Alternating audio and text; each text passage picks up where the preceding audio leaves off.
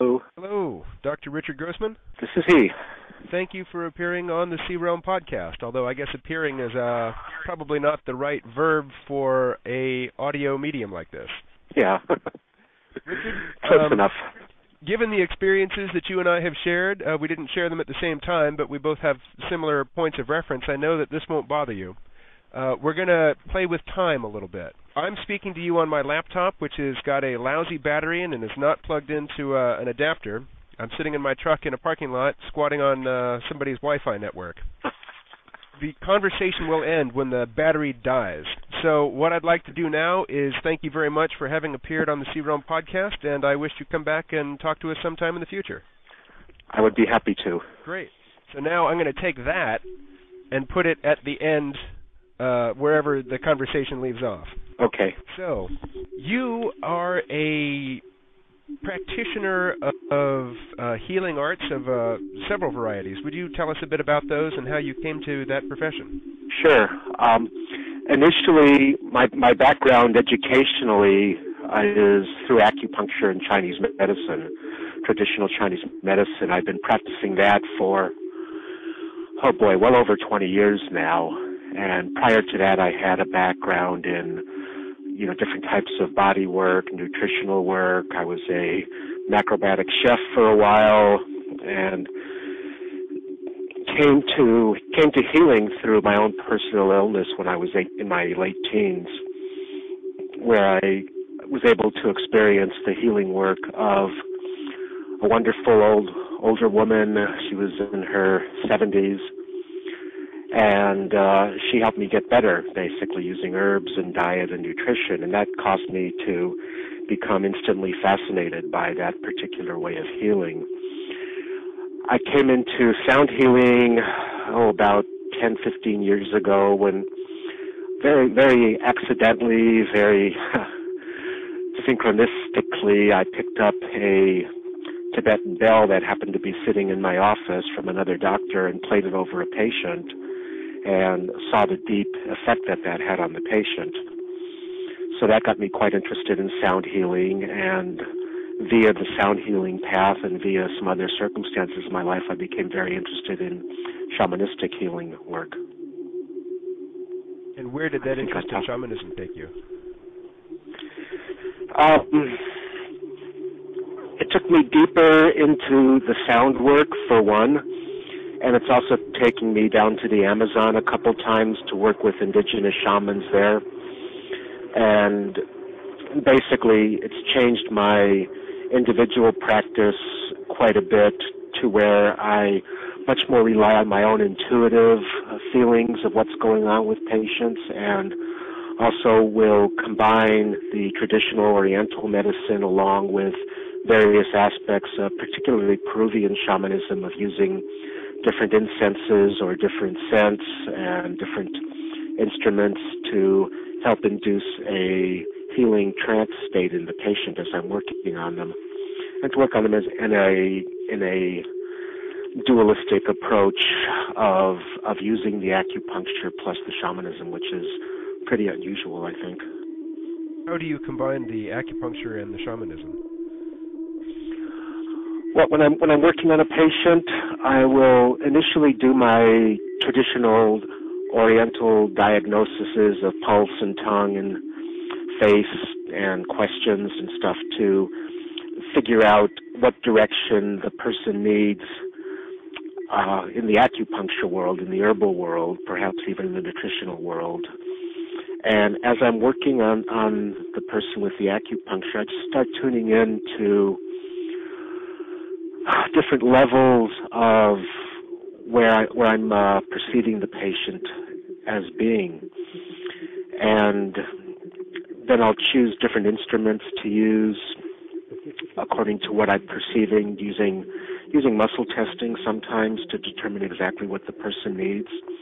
And as I'm doing the music, I'm just really tuning into what's been called the other worlds or the shamanistic world to explore deeper levels of what the person might need. I might do some energy clearing. I might just say certain things at certain times to the person that I'm picking up that they need to hear, etc. I also take people down into Peru, into the Amazon, and into the Andean highlands to work with indigenous shamans. That's what I'm calling my heart feather experiences, based on the concept of from Egyptian culture of the feather of Ma'at, where at the point of death a person's heart is weighed against a feather from Ma'at's headdress, and if their heart weighs more than the feather, then they're not given entrance into the afterlife or into heaven. So the idea behind these journeys and using the shamanistic healing is that we all carry so many wounds and so much stuff from our, history of our life and traumas, and I just found the shamanistic work to be the most powerful way of releasing that, helping people be free. Now, so far you have mentioned trips to Peru, you've mentioned shamanism and healing, but you haven't mentioned something that I think listeners of this podcast will be keenly interested to hear about, and that's ayahuasca. Right. Ayahuasca, the mother. Ayahuasca is what I do take people down to Peru to experience, that and the San Pedro cactuses in the highlands of Peru. And for me, ayahuasca is, the supreme healer in many ways, or the deepest healing tool that I have yet experienced and worked with. The ayahuasca gives entrance in such a profound and beautiful way into healing states that I personally, and I'm coming from 25, 30 years of experience in the healing world, personally have not found in any other way. Let me ask you an opinion about the plant Sure. mixture of the Banisteriopsis vine, the ayahuasca vine, and then whatever admixture plant one chooses to add to the ayahuasca to include the DMT. In and around Iquitos, where I know we've both been, Chalipanga is a common admixture plant, as is Brugmansia. And I get the sense that the ayahuasca vine, in and of itself, even though it doesn't have any chemical composition to it that's going to give you visions or cause hallucinations, still has a unique spirit, a unique identity that comes through in the ayahuasca experience. And I say that because I've been to the Amazon twice now seeking visionary experiences. I've gone there wanting the visions of Pablo Amaringo to, be in front of my mind's eye when I close my eyelids, and that never happened. But of the 12 or 15 times that I've taken ayahuasca, the next day, every single day, I have felt so integrated in my body, and I have just felt so at ease and so right with the world. And that, I get the experience, or I get the feeling that comes from the vine itself. And I was wondering if you had any opinions about the individual components of the ayahuasca and how they might be different in their effects on us, and how they might have their own unique identities, and how that might get expressed in sound. Well, last year I spent time in Ecuador with the Mama Yacta family in Mariposa, and that question came up several times. And the understanding, well, first off, to look at the Amazon, for anybody who's never been there, we walk through maybe a North American or European forest, and it's pretty tame, it's tame. I live in an old oak forest here, and I'm looking around, and there's oak trees, there's bay laurel trees, there's a sycamore tree down the way, and every winter we get a lot of different plants popping up. But you walk into an Amazonian rainforest, and there's more species of plants in, an acre than there are in North America. And each acre has different species living in it. And the profusion of plants and life and the wildness of it is something that until you experience it is incomprehensible. Each tree has hundreds, if not thousands, of different beings living on it, different plants and different animals. And if you take this idea of mixing these two plants together, how did they figure that out? The odds are millions times millions times millions, a million times against any two herbs coming together in a formula, and then how do you cook it and all that. So the question came up of how did they figure out how to combine these different plants together? What their idea is, and this goes back probably thousands of years, is that initially people did just use the vine. And the vine provides a tremendous healing to it, and provides a tremendous way of connecting into the plant world just by the vine alone. And in fact, sometimes people will just drink the vine without the admixtures. And what they said was that the vine taught them which plants to use with it, or told them which plants to use with it. How that translates into our North American experience, I don't yet know. But I would imagine, you look at a plant when you're on the vine and you get a feeling for it. You get this would be, this one wants to work together with this other one. So what they told me is that the vine is the healer, the vine is the mother, the vine is what connects you into the spirit world, and the admixtures turn on the light that lets you see that. So as far as Brugmansia goes, they do use that. Some of the mestizos use that in the Iquitos area and other parts of the Peruvian and Brazilian Amazon. But I haven't experienced that yet, and I don't know that I want to for a while. Very powerful medicine. Let me ask you about the so-called North American ayahuasca, the mixture of psilocybin mushrooms with some sort of MIO inhibitor like ayahuasca, say the Syrian rue seeds. Have you experienced that? Mm-hmm. I did when I first started exploring this path, and it's a very powerful vision. It's much more visionary to me than the ayahuasca, chacruna, and chalipanga combinations. Much more in the way of visuals. Once I actually tried the traditional ayahuasca, I lost my interest in pursuing those other admixtures. What are your thoughts, and I want to get to sound very quickly here, so this will be the last non-sound related question I asked. What are your thoughts on the effects of an ayahuasca tourism industry on the cultures that industry depends upon? It's a good question. My feelings on that are mixed, especially since I'm technically part of that industry now, because I do take groups down there for big money and provide them an experience of indigenous shamanism. It's mixed in that it is changing the culture. It is creating a competitive atmosphere, especially in the Iquitos area, of, my shaman's better than your shaman and all of that. And on the other hand, I think it may be the key to preserving that culture, because most of the young people that I've run into in Peru and Ecuador, like when I was in Ecuador, we met some younger people who said, "What are you guys doing here?" And we said, "Oh, we're here to drink ayahuasca." And they said, "Oh, that's for the old people. What are you doing that for?" And I think making ayahuasca tourism something that's viable down there will do many things that are good for the culture as well. Number one, tourism is one of the main ways of bringing money into that area. It's a very impoverished area.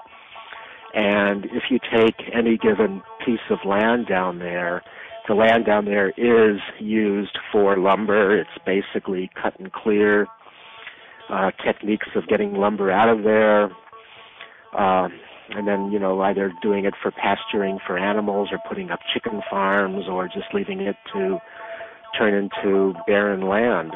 When you have money going in for tourists who want a jungle experience, it encourages many of the shamans who are now making money to buy pieces of land and preserve them and keep them in a natural state, or even, take the old lands that have been clear-cut and make them into more of a natural jungle environment and really steward the land in a way that makes it a nice place for tourists to go to.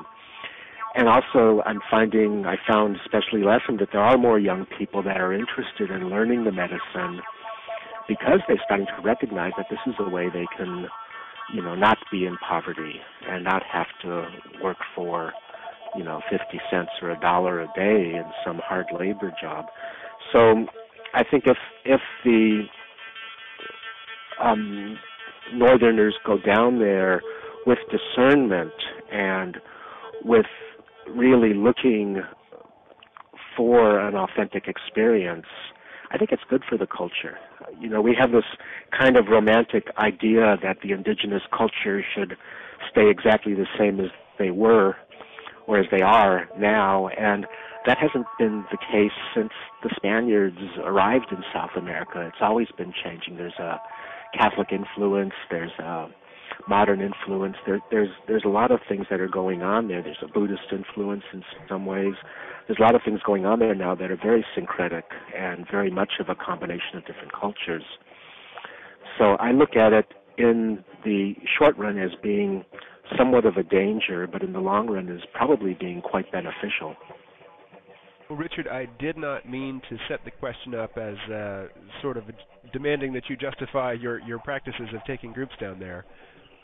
But I'm glad to have on record your very full and expressive answer to my question, because it is an issue that I myself grapple with.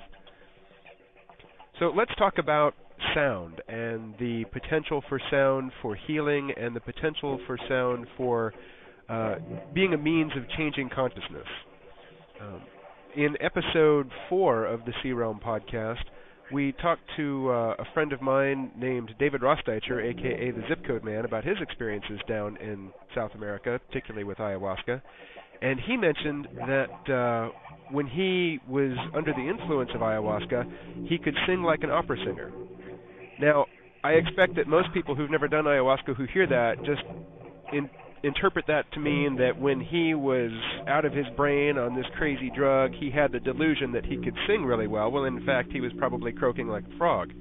I tend to believe him. I think that when he was drinking ayahuasca, he probably could sing in an amazing way. I think probably everyone can. And ayahuasca triggers that in us. That's certainly my experience with it. Yeah. We are musical beings. In the past, before we commercialized music so much, families would sit around the fireplace or the campfire and sing.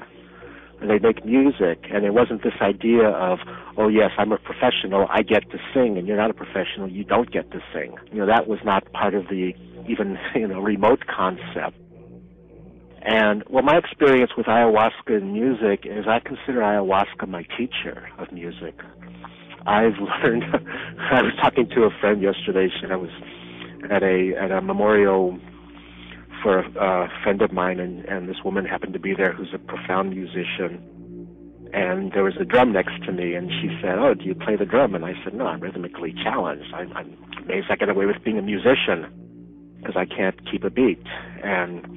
But yet when I take the medicine, I'll take one of my instruments, say a Jaws harp, which I have played in a certain manner, and on the medicine, what comes through me is, and I've actually recorded this or heard recordings of me playing. What comes through me is music on a level that I didn't know that I could perform at. I can sing. I also, I had the famous 5th grade music teacher, Mrs. Sims, who, when I started singing in class, said, "Well, you stand at the back and don't ever sing again. Just mouth the words. You have a horrible voice." And so many people have had a Mrs. Sims or some variety thereof, and we're afraid to sing. We're afraid to open up our mouths and let spirit flow through us. And ayahuasca, the spirit and the medicine, loves music, just adores music, adores to hear people open their mouth and let these amazing melodies come through. And so I think that your friend is probably right. He probably could sing like an opera singer on the ayahuasca. He can probably sing like an opera singer without it too, but we filter our spirit, we filter our abilities so much in our ordinary realities. Yeah, we have our inner critic and the outer critics. Let's talk about the power songs, the Icaros of the shamans in Peru and elsewhere. What has been your experience with that? They're magic. They are true magic in the highest and most beautiful sense of the word magic. When the shaman sings, he's providing several things, depending on the skill of the shaman. He's providing, or she's providing, of course. I will use he just for the ease of use at this point, because most of the shamans down there are men, but I've certainly been with women shamans down there who are extraordinary singers as well. But he's providing a pathway through the territory. When a person takes the medicine, they are blown open to everything. And the Icaro provides the trail or the pathway through that territory, through the experience and wisdom that the shaman is able to carry. And the Icaros are, sometimes they're learned, especially in the Shipibo culture. Many of the Icaros are traditional songs that they learn from their teachers or the shaman who teaches them. Many of them just kind of sprout up spontaneously as the medicine asks the person to sing. One of my most beautiful experiences with an Icaro occurred last year when I was down there. Actually, this summer when I was down there, I had, as you know, the environment around Iquitos in Iquitos is pretty horrible as far as diesel fumes and pollution goes. And I'd spent a couple of weeks there and had acquired a pretty good case of bronchitis. And then I went into the mountains, fell asleep with my blankets off in Cusco and got totally chilled, and the dryness of that air and everything gave me a darn good case of a hacking cough. So I went back down to the jungle during one of the ceremonies. I felt like I was going into asthma, an asthmatic attack. I could barely breathe. I was coughing like mad. And the shaman called me up to him and sang a song to me. When I went back to sit down at my place, I took a deep breath, no congestion, no mucus, no coughing, no tickle in my throat, nothing. It was all gone, which continued into the next day. And I asked him what he did, and he just really simply and very sweetly said, I sang a song to your lungs. Yeah. You know, that's interesting to hear you describe him as being sweet and humble and not self-aggrandizing in the telling of the fact that he had just healed you.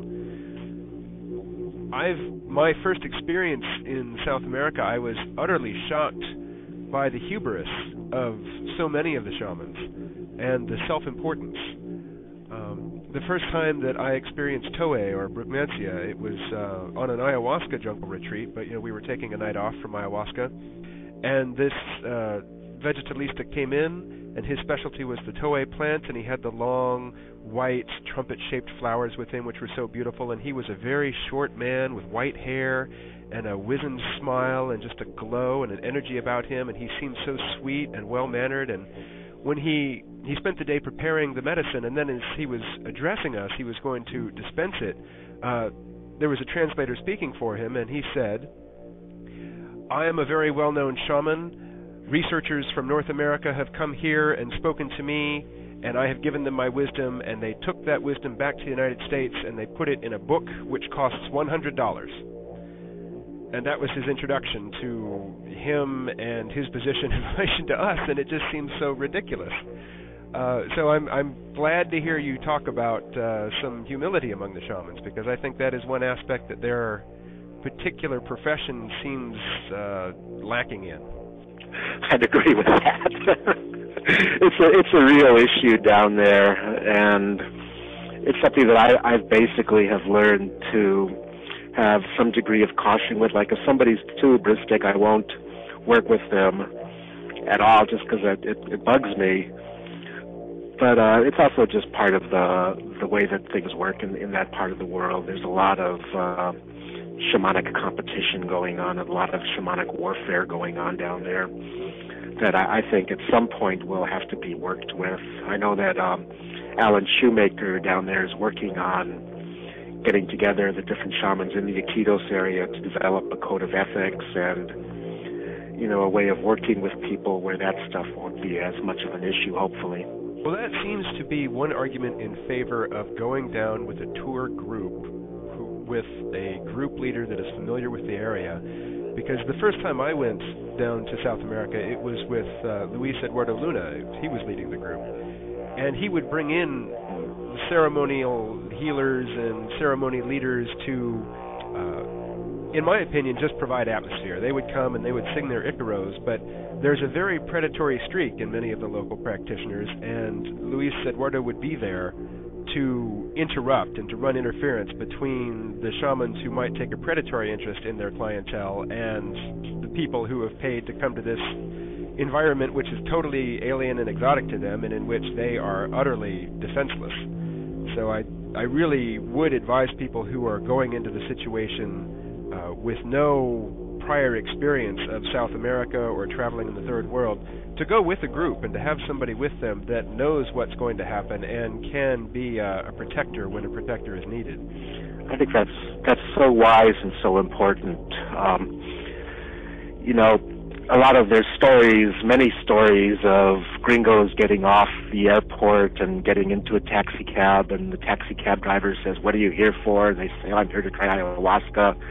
And the taxi cab driver says, "Oh, I know the best person here," and he takes them to somebody who gives them, toe or, some bad medicine, and they go nuts. The horror stories abound of these things, and you are going into a third world country, you are going into a very foreign environment, and to have somebody who knows the territory help you through it makes what could be a dangerous experience, much more pleasant and much safer. Well, let's talk more about sound and how it can change consciousness, even in the absence of some external element like ayahuasca or psilocybin. I think it's important to recognize that all music and all sound creates altered states of consciousness, desired or undesired. Even listening to the romantic music of, for example, Frank Sinatra creates an altered state of consciousness. What I'm looking for when I do my sound work, though, is creating an altered state of consciousness for healing and for journey work and for transformation. I don't work with medicine up here, mainly because it's illegal for me to do that. So I do my medicine work in the I'm an acupuncturist, and it's not part of my licensure to give people psychedelics, So I save that for the trips down to South America. But what I've tried to create in the work that I do is the same type of altered state of consciousness or a similar state that the medicines take a person to. So as I'm doing my work on either an individual person or in a concert type setting, part of my attention is on the instruments, but not a very large part of it. Most of my attention is on what's going on in the person or people that I'm working with at the moment. So I'm not even sure how I do this, but I can feel what's going on in the audience, and when I perform, people are sitting or lying down, closed eyes, so there's not like cheering and stuff that's going on. That would really bother me. But I can feel what's going on there, and occasionally, the music might be beautiful, it might be intense, it might be scary, but I'm really trying to feel where people are at. Like if I feel that somebody is going through a negative experience, I watch almost as an observer as the music might become kind of scary, kind of really science fiction-y and intense. And some people might start, shaking a little bit, or, I can see them trying to come out of the trance state a little bit, but I tell people before I start to stay with it. If something comes up that's negative, the music's not creating it, it's coming from inside of you, and it's coming up for healing. So I am quite aware of what's going on in the people as I'm performing. Let me ask you about heavy music that is sort of science fiction-y and wrought with sensation of suspense or anxiety, because you sent me 2 tracks One was the Realm of the Cosmic Serpent, which I absolutely love and listen to all the time now. And the other was a track called Primal Heart, and I have to say, Primal Heart rubs me the wrong way, and I find it rather oppressive, and I've tried to listen to it a couple times and turned it off. And when I asked you to send me 2 tracks, I said, send me one that we'll listen to and one that we'll use as background to give some atmosphere behind our conversation. And I tell you, I won't use Primal Heart for atmosphere because I think it would really create a state of mind for a lot of listeners that I don't want to create for them. You know, people have different. Everybody loves Realm of the Cosmic Serpent. To me, it's definitely the most beautiful music that I've created so far. One of the most beautiful pieces I've created. It's just, I love it. The Primal Heart, people have different reactions to. I've had people say that they listen to it over and over and over and over again because they love it. It takes them really deep, and other people find the gong to be oppressive. It's just maybe neurochemistry or different experiences that different sounds have created for people. I do find the gong to be the most powerful instrument that I work with as far as evoking states of both ecstasy and of its opposites. So when I do the gong work, there's usually a number of different phases that it goes through, every place from, oh my God, I want to get out of here, to, mandalas of dancing devils, to utter spiritual ecstasy. Just people have different experiences with that particular instrument. I think it's a Rorschach inkblot of instruments in a way, where wherever a person is at, or whatever experiences they've had in their life, it'll reflect that for them. And I'm not saying that, you have an oppressive nature or anything, but, it's just different strokes, different strokes. So what I'd like to do now is thank you very much for having appeared on the C-Realm podcast, and I wish you'd come back and talk to us sometime in the future. I would be happy to. Great.